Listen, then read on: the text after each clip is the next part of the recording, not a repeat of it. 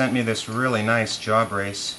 I can see the chuck is machined out of hardened steel and the action is really smooth. It's got 4 prongs, which means I'm not going to get any slippage like I get with my cordless drills. Okay, it's got beach handles on swivels. This is a pivoting swivel, and it's got a ratchet. Okay, what that ratchet does is when you're putting your bit in, for example, you want to get it as tight as you can. So you lock it in place, and then you crank it, and bang! That's not coming out. Okay, now I unlock it, and I can. Okay, that locks it so it's in the reverse position, and that locks it so that it's in the locked position with no ratchet. Now I disengage, and I'm driving in, and I've got a ratchet, because sometimes in some particular areas you can't get a full turn. This thing won't be able to turn. Your hand will knock up against a wall or something, so you want to be able to do this. Turn, turn, turn, and turn.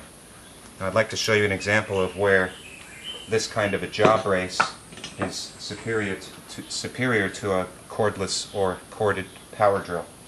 What I've got here is a scrap piece of walnut. And we all know that that's a hard wood.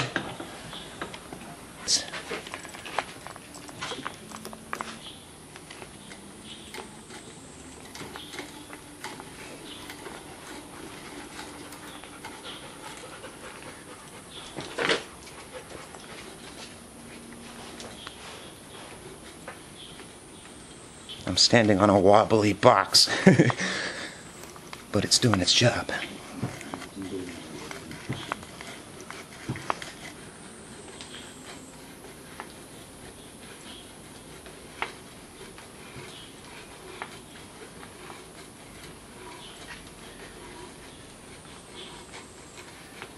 And right here we're boring a hole that's 1 inch in diameter with a very old auger bit.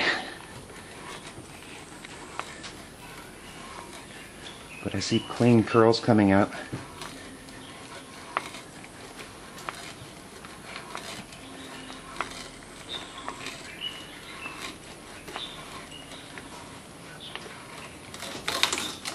And I'm through. That's the ratchet action. Smooth.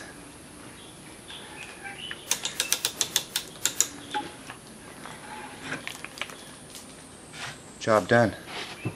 Looks good to me. I wonder if they'll let me keep this thing.